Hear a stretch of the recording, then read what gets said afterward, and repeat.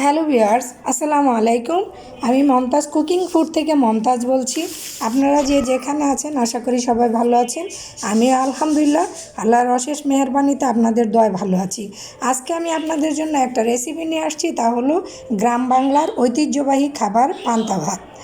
আমি পান্তা ভাতটা কীভাবে তৈরি করব দেখিয়ে দিই। এখানে আমি চাউল নিয়েছি 2 কাপ। এই কাপের 2 কাপ চাউল নিয়েছি। এটাকে আমি ধুয়ে এখন রান্না করব। আর কিছু আলু, পেঁয়াজ, কাঁচামরিচ এখানে নিয়েছি, ভর্তা বানাবো। চলুন তাহলে কিভাবে ভাতটা রান্না করে পানি দিয়ে রাখবো দেখিয়ে দেই। এই যে দেখুন, আমি চাউলটাকে ধুয়ে এই যে হাঁড়িতে ভাত বসিয়ে দিয়ে দেব। এখন এই ভাতটা হয়ে গেলে আমি ঠান্ডা করে পানি দিয়ে রেখে দেব। এই যে ভাত হয়ে গেছে দেখুন, এখন এটা ঠান্ডাও হয়ে গেছে। আমি পানি দিয়ে রেখে দেব।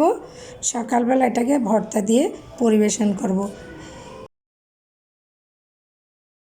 এখানে নিয়ে নিয়েছি আলু সিদ্ধ করে, এটাকে এখন ভর্তা বানাবো শুকনো মরিচ ও পেঁয়াজ দিয়ে।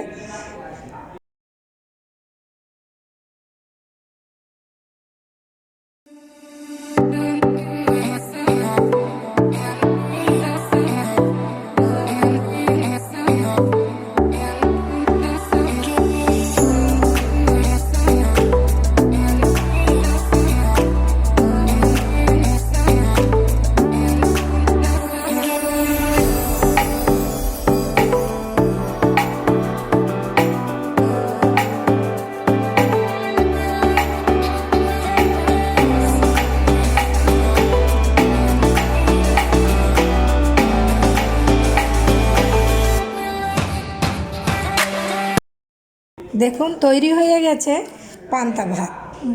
এই পান্তা ভাতের সঙ্গে আলু ভর্তা, পেঁয়াজ, কাঁচামরিচ, কিছু কাঁচামরিচ নিয়েছি আর লবণ। এটা খেতে খুবই ভালো। দেখুন আমি প্লেটে পরিবেশন করে দিয়েছি।